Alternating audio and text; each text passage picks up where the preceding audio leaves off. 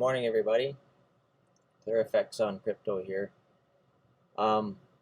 So my idea this morning is to create two videos. This one, part one, and then part two. Part one is I'm just going to do reading some clips, bit from an email that I got this morning, and then some clips from some well-known traders and investors. And then part two, I will back up what they're saying via my charts, and you'll be able to put it all together. Okay, so anyway, this email that I got, actually not this morning, it was the other morning, and it had a little quote in there on Paul Tudor Jones. He's a famous hedge fund manager, done very well for himself, pretty famous. So anyway, it says, so the famous hedge fund manager Paul Tudor Jones has already poured $183 million into Bitcoin, basically.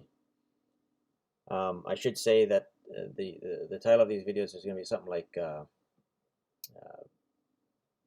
U.S. dollar is crashing. Is Bitcoin a viable investment alternative, or something like that? So anyway, Paul Tudor Jones has put $183 million of his money into Bitcoin now. And in a letter to his clients, he explained why he's doing that. He said, "We are witnessing the great monetary inflation, an unprecedented expansion of every form of money unlike anything the developed world has ever seen. The best profit maximizing strategy is to own the fastest horse. My bet is it will be Bitcoin. It reminds me of the role gold played in the 1970s. So, and then the letter goes on to say he's not alone. Institutions like hedge funds, pensions, and endowments are already pouring up to $400 million into Bitcoin investments each week. And it gives example of Fidelity is one of them, one of the well-known ones. So anyway, so we're going into, now I want to get into actually Paul Tudor Jones himself. This is taken from bitcoin.com, so I'm just taking little pieces out of it, little clips out of it, and just to bring up who this fella is. There he is there. You'll see who I'm talking about. So the American billionaire hedge fund manager Paul Tudor Jones has recently become more bullish on Bitcoin. He declared the cryptocurrency the best hedge against inflation, and compares investing in Bitcoin now to investing in early tech stocks like Apple and Google. I think we are in the first inning of Bitcoin, and it's got a long way to go.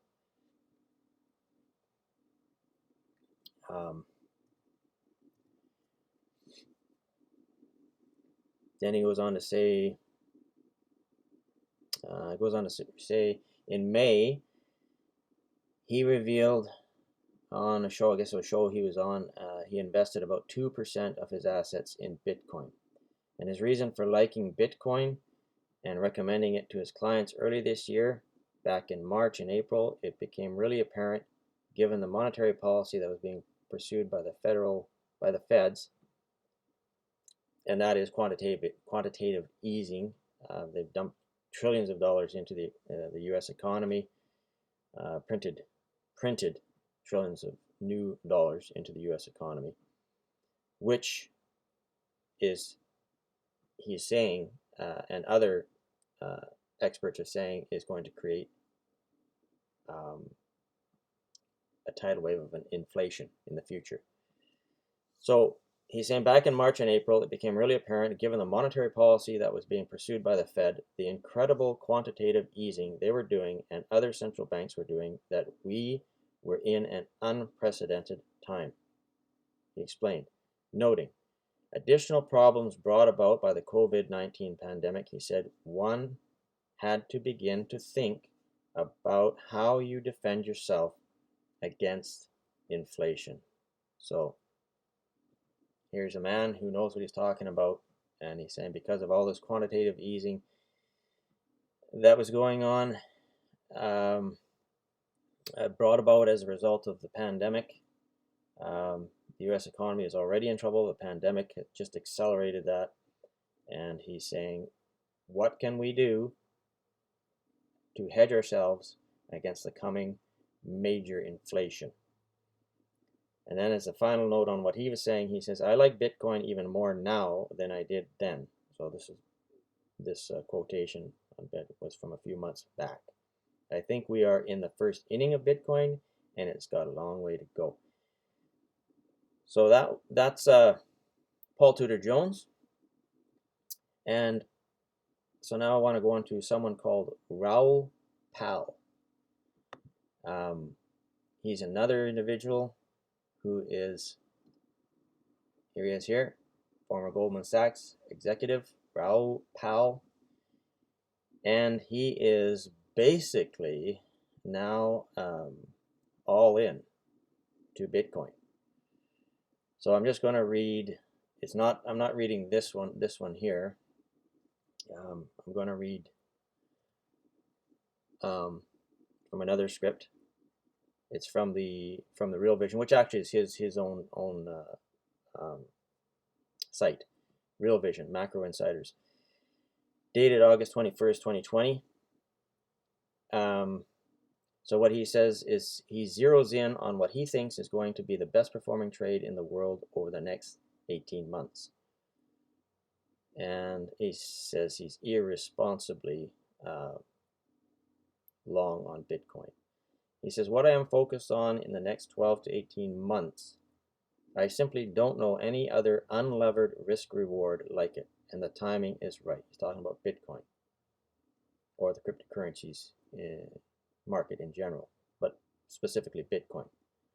And when he says unlevered, he's talking about an unmargined account. In other words, you're not increasing your risk by buying it on margin. You're buying the product, the underlying product that is Bitcoin itself. And he's talking about just buying Bitcoin and holding it, basically, is what he's saying, for the next year to year and a half, 2 years.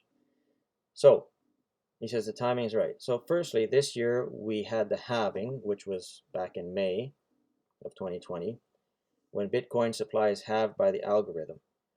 And for those who aren't quite familiar with what the halving is, I'll go into that a little bit more on the next video when I'm showing my charts and explain a little bit more about what that is and how it's unique to Bitcoin and how it enables us as investors to predict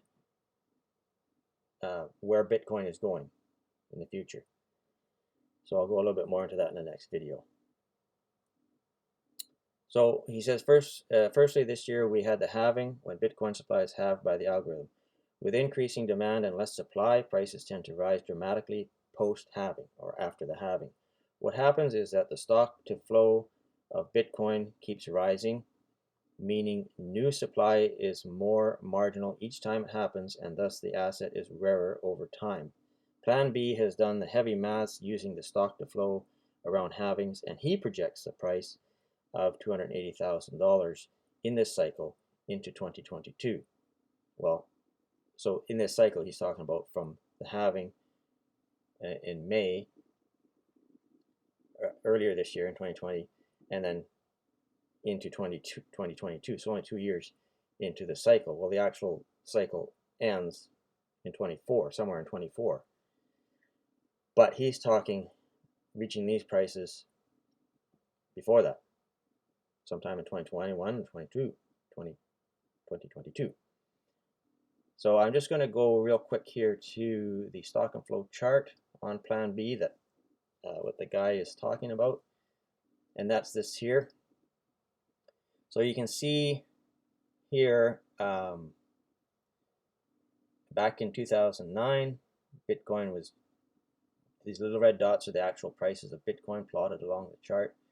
This here is the forecasting of the stock and flow model of where it's going, and it's on a logarithmic chart. So it's scaled differently than just a regular chart. It's a logarithmic chart. So you can see how the price closely follows this predictive chart. And here we are right now. This is 2019, so 2020, so we're near, or actually a little bit further than this. We have come back up to the 20,000 mark here, which is right here. This is 2017, December 2017. And we have actually come back up to here. We're right about, yeah, we're about here somewhere, 20,000. So we're just bouncing off 20,000 now. So what this chart is saying is that we are at that point where it's going to once again shoot up to this area here. And where's this area here? Well, he shows it at 100,000, plan B 100,000, and then into 22, and actually climbing, rising. So 200,000 somewhere around here, and then even further down the road, up as high as $1 million per Bitcoin. Now I'm going to show you in my, I'll just leave this up here, this chart, but I'm going to show you in my charts here my way of measuring this out, and I come out pretty close to what he was saying too, and others as well, using a little bit different method. So carrying on with Raoul Pal, he says, I get a similar projection as plan B here, this chart, if we use the previous halving period and overlay it. And I'll show you how I do that too on my charts. I did that on my charts, and I come up to a similar projection. When that is Raoul Pal, when I use a regression on the log chart and project to 2022 to 1 standard deviation over bot, I also get near the $250,000 mark. The price chart is one of the best wedge patterns ever seen, and it's broken out. And on a log chart, which again I'll show you, it's a thing of beauty and suggests even higher price targets than the stocks to flow model. What is going to lead to this kind of bull run? It's going to be, he's asking what's going to lead to that. And he says it's going to be demand from institutions, and the beauty is we can front run that. And I've been saying that for quite a while in my videos, that this time around, this run up to 2017 was different in that it was mostly, it's different than now. This time, this run up going to happen here, because this was mostly retail investors and Bitcoin enthusiasts. You had the ICO revolution, initial coin offerings that were taking place, and it just caused things to go crazy. From a low in 2016 of around 1,000 up to almost $20,000. Excuse me, I gotta get a bit of water here.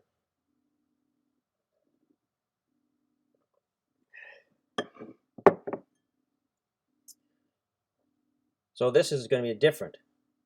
So why do we think it's going to go so much higher? Is because this time around institutions are involved, and that's what Raoul Pal is saying. This time around institutions are involved. So it is no longer the payment method for drug dealers. The FBI proved that it is traceable, so that ended that game. In the US, banks are now allowed to custody Bitcoin, and that means that prime brokers can offer prime brokering and custody of Bitcoin, leaving the door wide open for every hedge fund. And we see that all across the states now. And some more rules and regulations are coming out. The OCC is going to be passing some rules and regulations again that banks will be able to offer people. In other words, you go into your bank,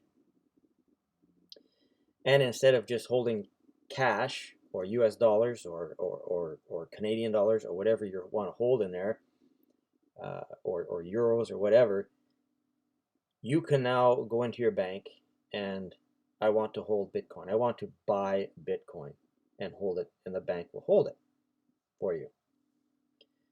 So that is a big game changer, a big shift in the policies, governmental policies, because if you think back just a few years ago, most governments were against this Bitcoin craze and what's going on, especially when I was doing this back in 2017. And then they did a flip and realized they can't stop it, so they started regulating it, which is a good thing. And now, not only are they regulating it, now they are offering to the mainstream public ways of actually investing in it. So he goes on to say, opening the doors wide open for every hedge fund, which drives up the market cap and thus sucks in even more institutions. So he goes on to say here, why am I becoming frothing at the mouth bullish? So he says, well, I decided to what do you say? I decided to look at Bitcoin versus all other assets and see how well it might stack up over the next 18 months. Bitcoin versus its main competitor in reserve asset terms. So then he did some comparisons, some studies.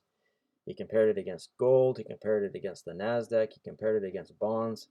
He compared it against the emerging marketing equities. He compared it against uranium equities, high-yield bonds, even Amazon. And he said, in the end, Bitcoin, while central banks are quantitatively easing, in the end, he said Bitcoin is the winner. He says, by a long shot. While central banks are quantitatively easing, Bitcoin is quantitatively tightening. And the only asset in the world that is outperforming Bitcoin, he says, ignoring the smaller token assets, smaller tokens, etc., which are also on fire, is Ethereum. The only asset that's outperforming Bitcoin is Ethereum. I think Ethereum may outperform for a while longer, but Bitcoin should prevail above all. And then he says, time to be irresponsibly long. It is my biggest position, and I keep adding it into pullbacks. He says here, now his position might have changed now, recently, but at the time of this writing, he says he was 66% Bitcoin and 33% Ethereum. So his conclusion, sometimes everything comes down to the superior trade. I think that trade is Bitcoin, and the longer term opportunity is one of the biggest I've ever seen. There are no guarantees in this world, but the planets are very aligned. So that is former Goldman Sachs exec Raoul Pal and his thoughts. And of course, you can go to this Crypto Globe here and you can read up more on, because it's a fairly recent one, on what he has to say. And basically, it's the same thing. So there you have it, guys. Next video I'm going to make is I'm just going to go over this video, my charts, and get you guys, or show you guys how I come up with similar numbers. And I'm sure it'll be interesting for you. So if you like this video that I did for you, give me a like, hit subscribe, and have a great day. And happy trading or investing, whatever it is you're doing. All right, talk to you later.